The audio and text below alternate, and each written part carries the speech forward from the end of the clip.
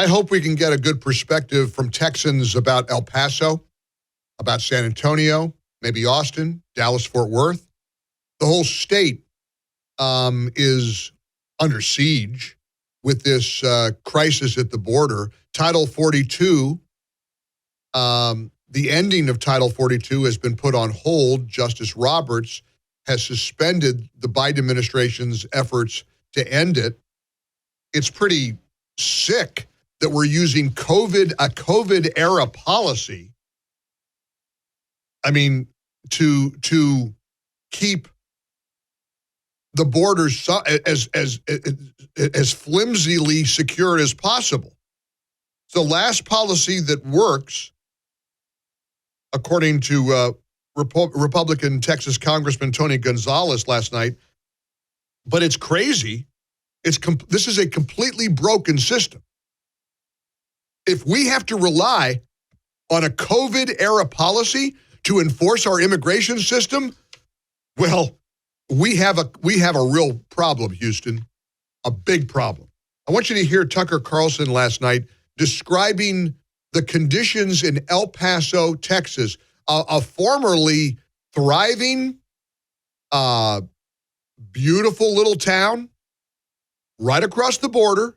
Nonetheless, until the Biden administration came along, El Paso was doing pretty well.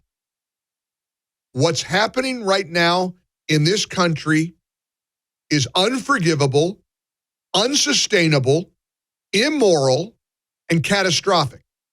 And it does feel like even the media is starting to notice. Here was Tucker last night on Fox News Channel. The contrast between El Paso, Texas, and Juarez, Mexico has always been one of the great advertisements for America and for the American way. The cities have a lot in common. They're literally right next to each other. They're separated by one of the narrowest stretches of the Rio Grande River by feet. From downtown El Paso, you can see downtown Juarez. And the populations are not that different. Most people in El Paso have relatives in Mexico. The difference is one city is American and one is not. El Paso has always been tranquil and orderly, a really nice town. With good schools and friendly people, you would move there. Juarez is terrifying, chaotic, impoverished, dangerous. In 2010, Juarez recorded more than 3,000 murders. In El Paso, just yards away, there were 5. So on one side of the river, you had a high-functioning civilization, ours, and on the other side, you had the third world. And the success of El Paso said everything about the superiority of the American system and American culture. But 2 years ago, Joe Biden set out to change that. It was an offense against equity. They were too different. But instead of fixing Juarez, he decided to destroy El Paso and make it much more like Juarez. To do that, the administration opened America's southern border to the world. No place in our country was hit harder by that decision than El Paso, Texas. In the last year, illegal immigration into El Paso has risen by over 280%. Hundreds of thousands of foreign nationals streaming in, jobless, penniless, anonymous. What happened next? You know what happened next. The most predictable disaster in the world. Crime skyrocketed. Social cohesion collapsed. Test scores in local schools plummeted. And the city began to fall apart. I mean, it was a terrific storytelling of the downfall of a great American city. And we've seen great American cities fall in the last few years. San Francisco comes to mind. Portland. I mean, Seattle. New York. All run by Democrats. It's not a coincidence, is it? Or is it? Do you think that's coincidental? Now, let's take a look at a Republican. Greg Abbott, the governor of Texas.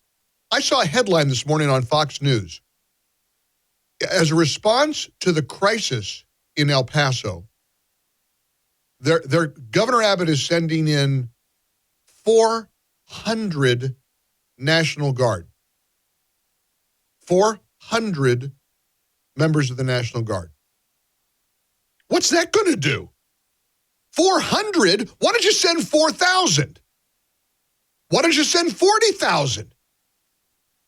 I'm serious. I'm at a point right now where Tucker went after Governor Abbott last night, and he suggested that Governor Abbott, who I like and I appreciate, Tucker, in fact, we'll find that clip for you. Derek, can we pull the clip from Tucker last night when he points out that Governor Abbott talked a good game when he was in his reelection campaign about all the commitment he's making to the border.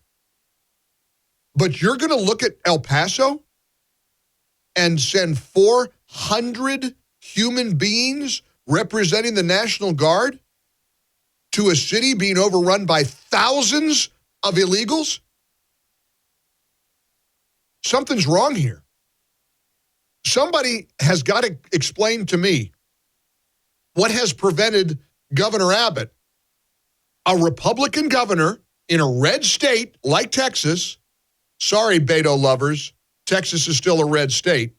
You got to explain to me why Abbott hasn't saturated the border at El Paso with the National Guard.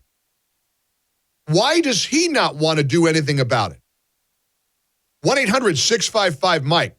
Listen, it's easy pickings to go after the Eric Adamses and the Seattle mayors and the goofball Democrats who don't want to enforce our laws.